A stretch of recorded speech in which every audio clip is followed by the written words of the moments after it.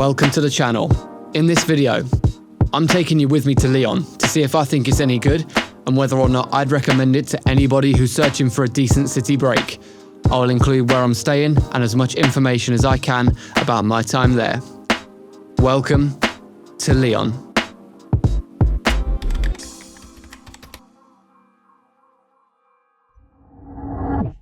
My small amount of research told me that Lyon is regarded as one of the top cities to visit in France, but nobody that I know has ever mentioned visiting this place to me.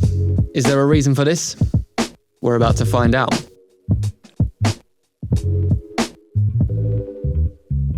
The flight from London to Lyon took around an hour and a bit.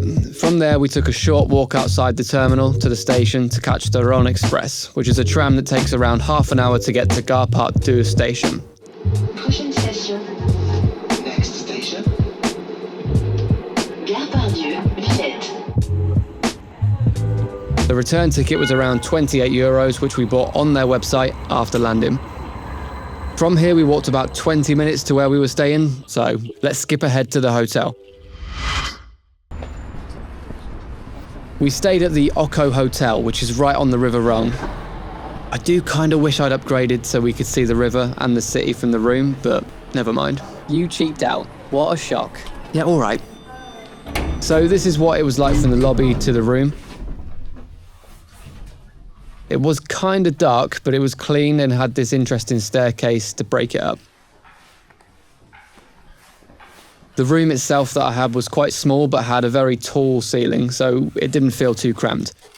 It had the rubbery feeling floor tiles that I assume are used so it's easy to clean, potentially. There was a small TV, a safe, and a power outlet on each side of the bed, plus a standard bathroom with shampoo, shower gel, and a hairdryer. And most importantly, the bed was fairly comfortable. There was one thing that let this place down for me personally, which I will get to later, but for the most part, it was a decent place to stay. All of the staff were friendly and accommodating. It's an eco-conscious hotel, which is good if you look for that type of thing. There's a gym, there was a lounge with complimentary bread and meat between certain hours, which we did try and was pretty good. But you didn't click on this video just to stay in the hotel, so let's go out into the wild. So where we stayed, the location was great. Everything that we wanted to visit was within walking distance, including getting to and from the Rhône Express. Today we had planned to wander around and then aim for the Basilica that overlooks the city. This is the basic route that we took from the hotel to Vieux Lyon, but in reality we went down all of the side streets and checked out all of the scenery around there. In the interest of time, let's just skip to the most important parts. Instead, I've just cut up the best scenery footage that I have. Why have you recorded a dog urinating on a tree? Don't worry, it does get better, I think. Yeah, see, look at that. Let's go.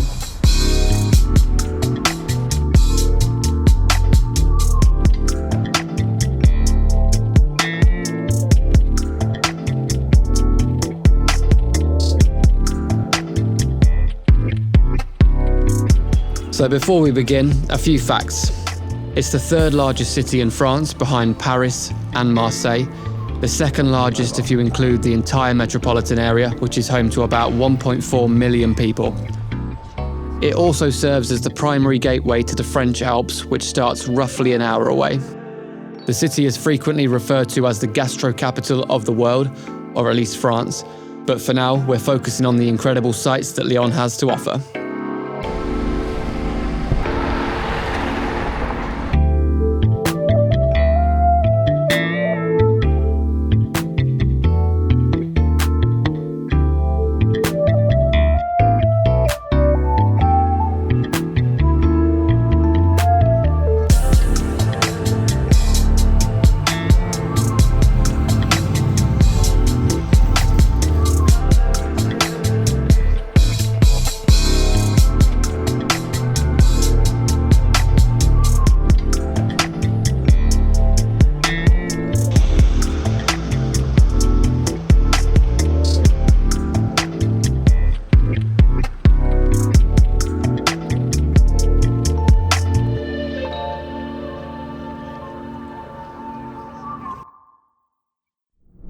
So once we got to Vieux Lyon, we walked up the steep 30-minute incline to the top of the Fourvière Hill. No, you didn't. You took the funicular, you lazy piece of shit. Isn't that what I said?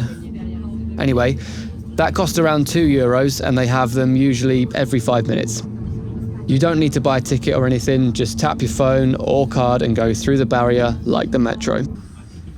It is mostly tunnels, so don't expect scenic views out of the windows.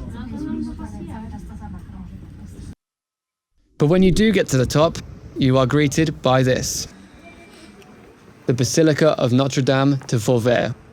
The name Fourviere is said to be derived from the Latin words forum vetus, meaning old forum, as Fourvière Hill was chosen by the Romans to found the town of Lyon in 43 BC.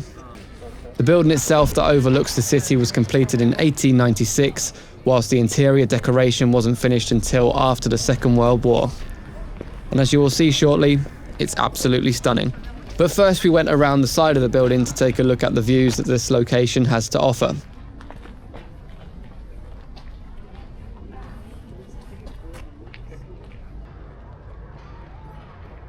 If you were wondering, there is a cafe, toilets and a gift shop up here, and there's also a restaurant on the other side of the Basilica.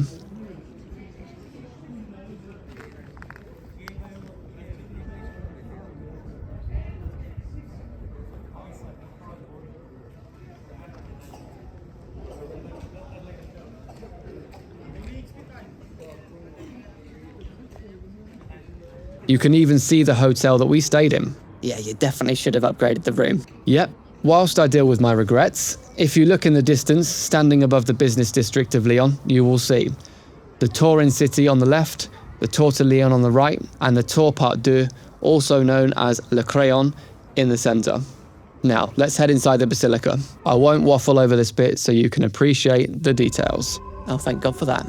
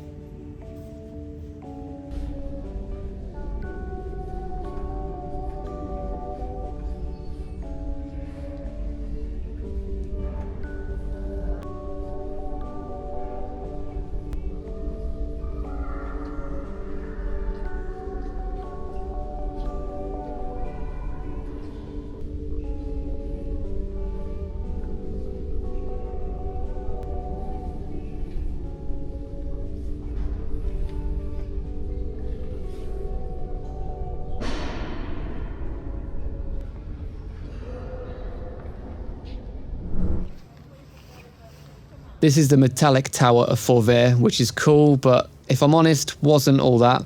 So we began our walk over to the Roman theatre ruins, admiring the superb buildings along the way.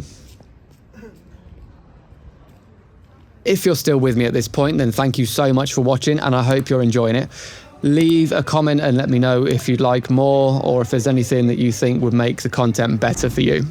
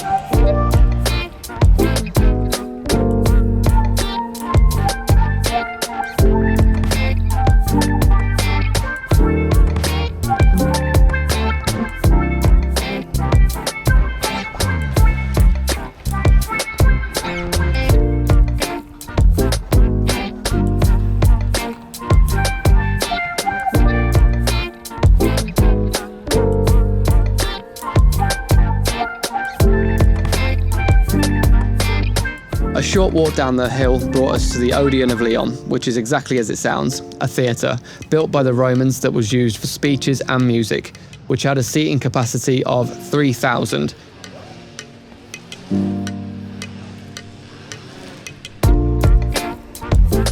The bigger theatre next to it is the Theatre Gallo-Roman, which, as the name suggests, is the remains of the old Roman theatre. It could supposedly hold 10,000 people. Imagine the noise back then, no microphones, no speakers, just pure Roman lung power. After admiring the ancient ruins and pretending to know what we were talking about, we headed to the other funicular stop, which took us back to the same station at the bottom of the hill. From there, we trekked back to the hotel and got ready for the evening. But because I was ill, couldn't do a lot in the evening, so we're going to skip ahead to day 2.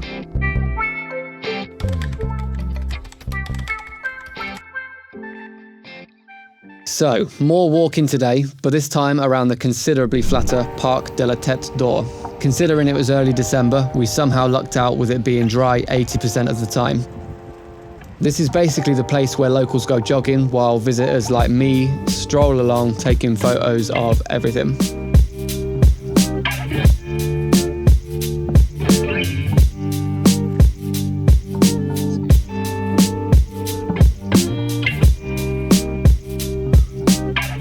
The Botanic Gardens are also situated here, which unfortunately weren't open when we were there, but from images online it does look like it's worth a visit when the weather warms up.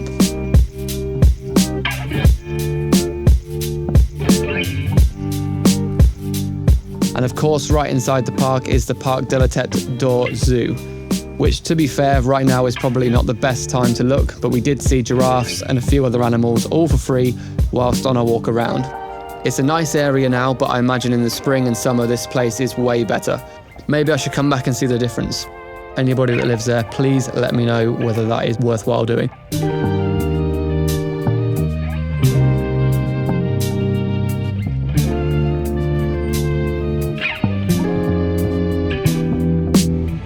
Here's our quest for pastries.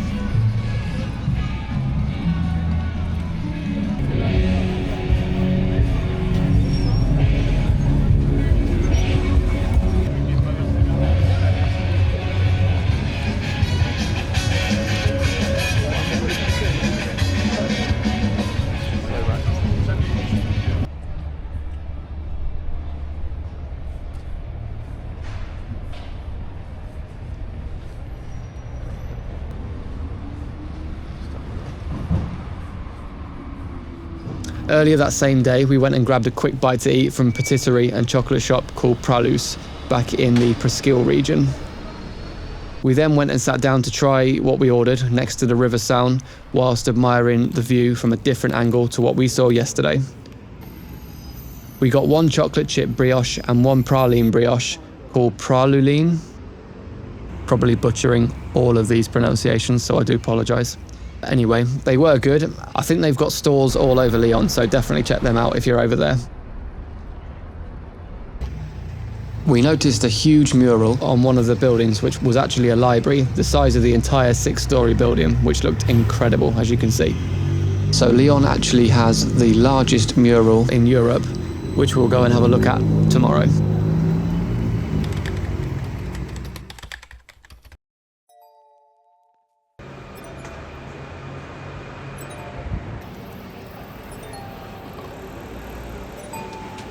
So, day 3, the aim was to go and check out the Traboules and the famous mural. But first we stopped by the Place de Terreau, I think that's how you pronounce it. This area is home to the town hall, the Museum of Arts, and lots of bars, cafes and shops. In the warmer months, I imagine this area is buzzing.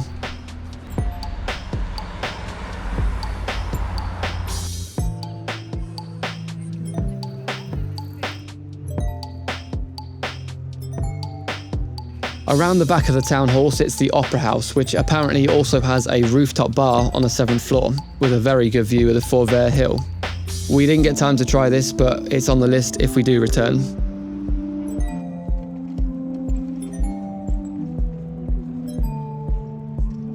In case you were wondering, this is the route we took from the hotel to get to this point. From here we took a walk up the steepest hill to see some of the Traboules. And if you're wondering what the hell a Traboule is, first of all, I don't know if I'm pronouncing that right, so correct me if I'm wrong. But it's supposed to be translated from Latin as to cross.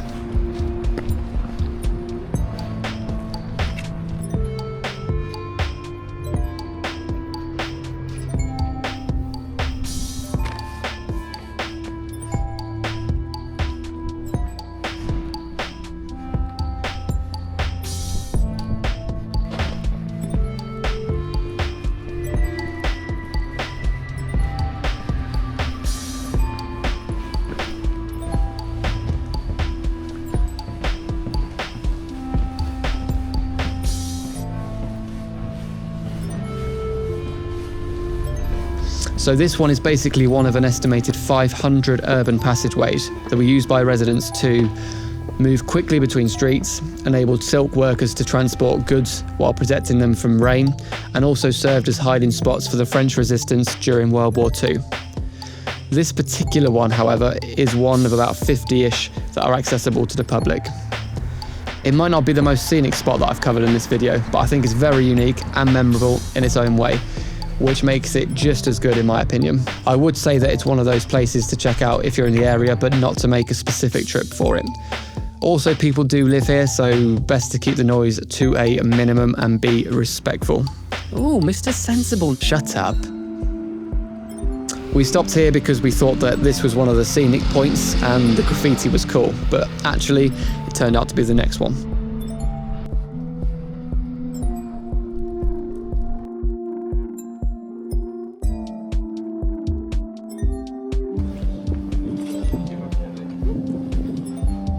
This is actually the scenic point we were supposed to be aiming for. We had a quick stop here before walking to the mural that we wanted to see.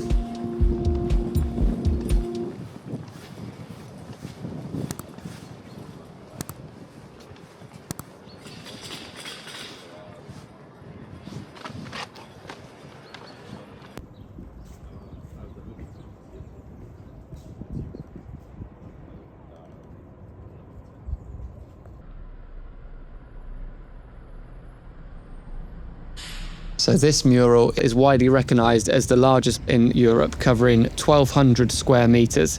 It represents the Croix-Rouge district, highlighting the history of the canoe silk workers of the 19th century, with realistic depictions of buildings, staircases and daily life. First created in 1987, it is regularly renovated and updated.